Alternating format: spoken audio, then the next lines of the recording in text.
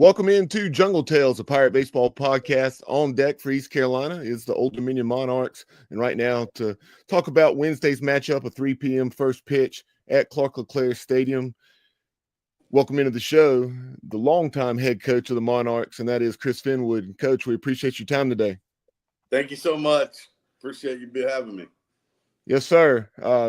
Taking a look at your early season schedule, and as we were discussing off there, you will certainly be the road warriors throughout 2025 due to your new ballpark being built there on campus in Norfolk. But taking a look at things, so you started off with a 3-game series at Georgia Tech, and then a 3-game series at Charlotte. No midweek games to date.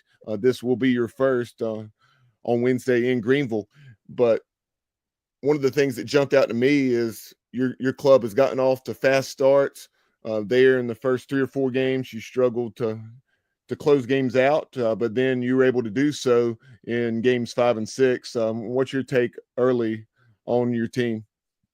Well, you hit that right on the head, which is something we knew going into this. The bullpen's completely new. There's not really many innings in there of guys that threw any significant or meaningful innings last year. And so it's just going to be, part of the first month of this season is running different guys out there and seeing who fits into what spots. And we've had pretty good starts for the most part from our guys. And we felt like that would be, a strength on the weekends. And then we just had to develop the bullpen and figure out that. And, the baseball gives you the lessons first, and then you get the experience, right? And sometimes the lessons are hard learned. And so we've had the lead in the 7th inning of all 6 of the games we've been playing, basically, except for Sunday. In which we, gave up the lead in the 5th in that one. But we've had a chance to, all 6 games have been, we could have won all 6. We could have lost all 6. They've been close. They've been competitive against good people. And so that helps you get better, I think, and all on the road. So, that's also an additional stressor, I guess. But I feel like we're a better team now than we were 2 weeks ago. And obviously, going down to Greenville and playing East Carolina is always a competitive game. It's just such a good program. Cliff and Jeff do a great job down there, and they're well coached. They play hard. We've had some great battles, here and there. Of course, we don't get to play them here this year, but it's an easy trip and one we always look forward to for sure. Yeah, like you mentioned, Ben Moore, Dylan Brown, and Blake Morgan, your weekend rotation have been very good. Dylan Brown's numbers particularly jumped off the page at me.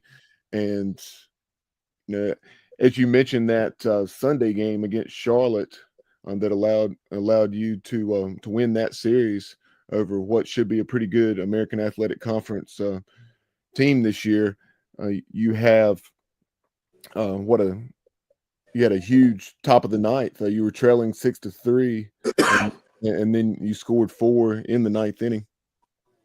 Yeah, the disappointing part of that game is we're up 3-0 in the bottom of the 5th, and they get 5 runs with 1 hit. I mean, we walked 3 guys and hit 3 in that inning, and they hit a double. That's stuff you got to clean up. But the guys hung in there. It's funny about baseball, isn't it? Like sometimes you can play 1 good inning, and if that inning's the 9th, you win a game. And we really didn't do anything offensively. We hit a 3-run homer, in the 5th, but offensively we were scuffling. It was a big strike zone. We were got a good job adjusting to it, and all of a sudden the 9th we put together a bunch of good at bats. Leet doubles off the wall to lead off, Holman doubles down the right field line, and then Edwards homers, and just like that, you blink your eyes and we're up by 1. And so we did have a couple guys come out of the pen and throw the ball well this weekend on Saturday and Sunday, and so that was good to see. Marco Lavari got the save on Saturday, and then Alex Hunt gets a 2-inning save he gets the win actually because he came in behind on Sunday. So both those kids threw the ball well, and those are the things that we're going to need to see to figure out who's going to be able to do what, as we get into conference play in a few weeks. You talk about figuring out who can do what. That's one of the things that stood out looking at your numbers, and just you've played a lot of guys. There's only 4 guys, I believe, who have started all 6 games to date. And you have a freshman leadoff designated hitter that is one of those 4 guys that I mentioned, Morales, who's actually out of Raleigh. And he looks as though he can really hit, and's already produced, 4 or 5 doubles? Yeah, interesting. Your DH's in the leadoff spot, isn't it? Yeah. First time I can remember that, but he's our best guy to hit there. And he, Efren was, recruit him as a catcher, and he's going to be a good catcher. He's had a little bit of arm tenderness. He can also play outfield, and he'll get out there eventually, I think. But he, he's just a guy that gets on base. He's a good hitter, hits the ball in the gap. He has tough at bats. And for a young kid especially, he's got a fairly advanced hitting approach, and he's very, very competitive. So all those things add up, at the end of the day. We're like, let's stick him in the leadoff spot. And right now, he's not able to throw all the way yet, so we'll just DH him. Another name I'm familiar with, from my summer job with the Lake Norman Copperheads, is Tyler Zadalis. and Zadalis, he's done some nice things here early. And talk about him. You've played a lot, and who are some others that have stood out here in the first 2 weekends? Yeah, Tyler's been, like a lot of college hitters, early up and down. He's had a couple good games, a couple not so good, and we're trying to let him settle into that third base role. He's certainly talented enough. He's a big, strong kid. He moves well. He's got a good arm. He's got power. He hasn't by any means got it going yet offensively. I don't think he was one of our best hitters all fall and preseason. So I think, sometimes these guys, they get in the game start and they mean something for real and they press for whatever reason. And we got to get him kind of over that hump. And it's his first year playing every day. He didn't play at, South Carolina last year. So there's some stuff there. Another guy, Kanan George, our right fielder, who's a junior college transfer, big, strong kid, got some power and, good athlete, especially for as big as he is. And same thing as the Dallas. He's just been inconsistent so far. Just got to get, keep working to get in the groove. I mean, hopefully the weather's turning for us. It feels like maybe it is. We had a month there where it was just awful, and we were just, trying to get our reps in whenever we could on the field. And, as cold as January, early February as I can ever remember here. And then we get that big snowstorm. So the weather's nice here this week. Could be in the mid-60s today. It looks like it's a nice day down there in Greenville for a ball game tomorrow. So we're excited about that game and moving the game to Wednesday. Some background on that. I talked to Cliff on Thursday, and we were driving through snow heading down to Charlotte, and he kind of told me they didn't think they were going to be able to play Friday. Might have to move to Saturday, Sunday, Monday, and would we mind moving so they didn't have to play 4 games in a row. And I think being good partners in all of this is important. Cliff has twice moved games for us. We've had some crazy travel stuff the last 3 years. One time all the flights got canceled from Miami, and we ended up busting 19 hours back, and we were supposed to play East Carolina on Tuesday, and they were nice enough to move the game to Wednesday.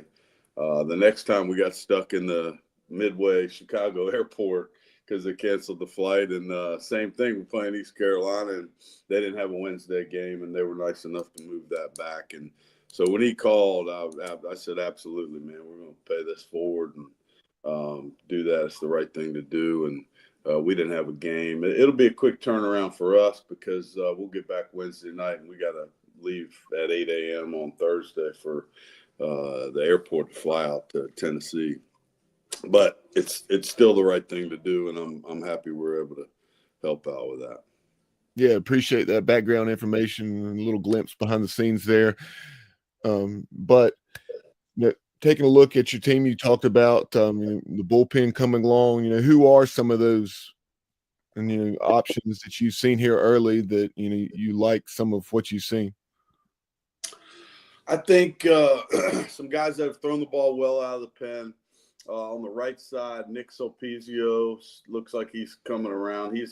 He's a guy that's not a 1 or 2 inning guy. He's been that way early. He's coming off a little bit of arm tenderness. Kellen Davis is another guy on the right side that's throwing the ball well. Marco Lavari had a save this weekend. Alex Hunt had a save this weekend.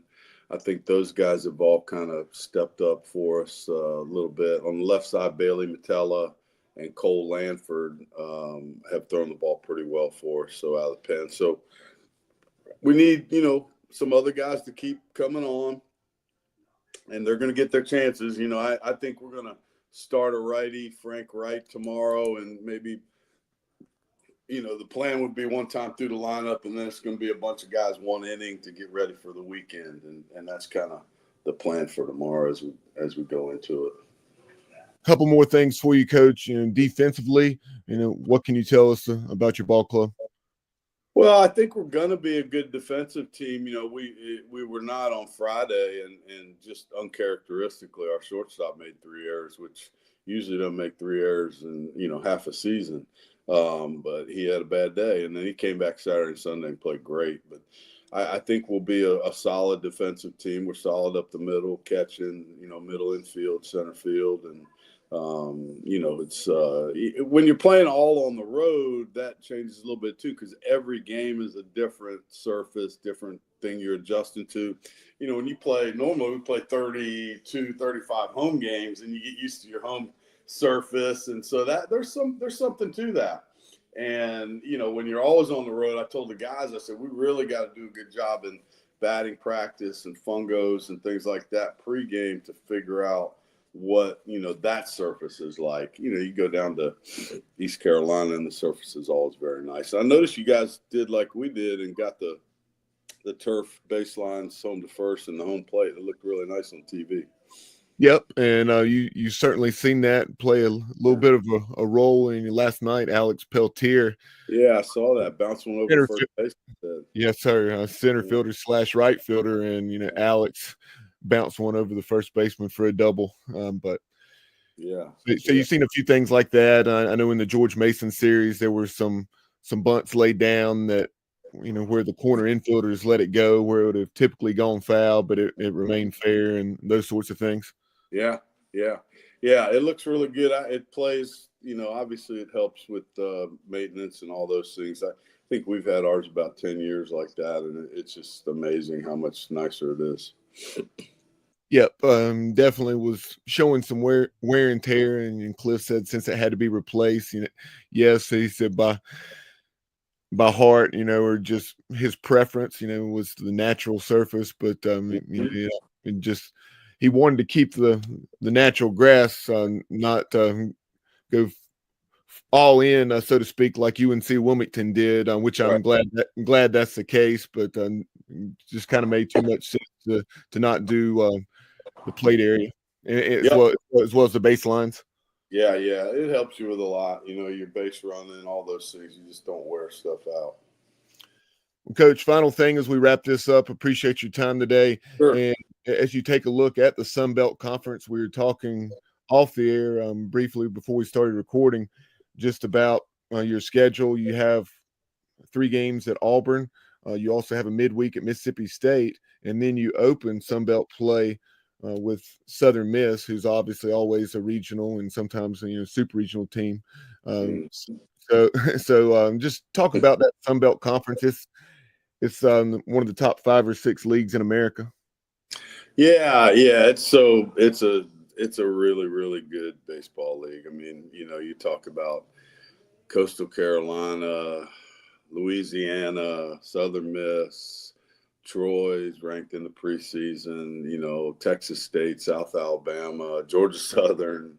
There's so many good teams, and you just gotta, a lot very similar to the American Conference USA, which we came into the Sun Belt from. I mean, you got to be ready to play every weekend, and you're playing good people and, nice ballparks. And that's where our new stadium is going to help us, try to get back up in the mix from a facility standpoint. And the schedule is a bear without a doubt. And, that 7-game stretch right there might be as tough as I've ever experienced with Auburn, Mississippi State, Southern Miss all on the road. So, but we'll be, by that point, I think hardened enough to be ready for it. That doesn't mean you're going to win or lose or any of it, but we'll have played enough good people on the road by then that we won't be surprised by anything, certainly. Again, Coach, appreciate the time. We look forward to catching up with you down the road. Okay, we'll see you guys tomorrow. Thank you. Yes, sir. Pirate Nation, that is Old Dominion longtime head coach Chris Finwood, veteran with more than 2 decades in the business. He has done a tremendous job leading that ODU program. Previously, he'd been at Western Kentucky, and then also had another stop, was 3 years as a head coach at VMI, his first head coaching job. But be sure to follow us on social media, on X and Instagram at Jungle Tales Pod. Find us on YouTube, Facebook, and Spotify by simply searching Jungle Tales, a Pirate Baseball podcast, and you should be able to find us. But for Old Dominion head coach Chris Finwood, I'm Bubba Rosenbaum, and you've been watching, listening on deck as we get you ready for East Carolina's Wednesday matchup with the Monarchs. 3 o'clock first pitch at Clark-LeClair. We'll talk to you soon here on Jungle Tales. And as always, go Pirates.